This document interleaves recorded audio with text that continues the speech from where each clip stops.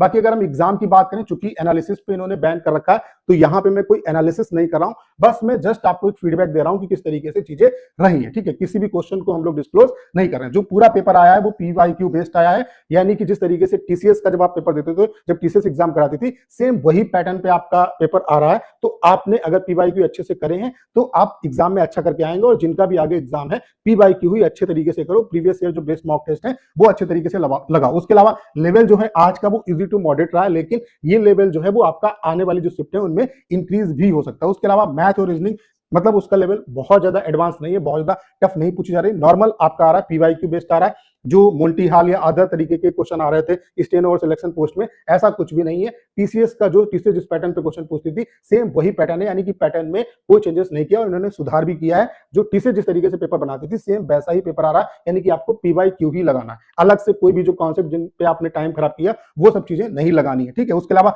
English में जो है इंग्लिश का लेवल थोड़ा बहुत इंप्रूव है, जो वोकैब है वो ठीक ठाक पूछी जा रही है। ठीक है, मतलब अच्छे लेवल की पूछी जा रही है। उसके अलावा जीके जीएस का जो लेवल है वो काफी अच्छा है, स्टेटमेंट बेस्ड यहाँ पे क्वेश्चन पूछे जा रहे हैं, तो इसका लेवल ठीक ठाक है। ओवरऑल क्या है कि पेपर इन्होंने बहुत अच्छे तरीके से करा है, पीवाईक्यू बेस्ड पेपर है।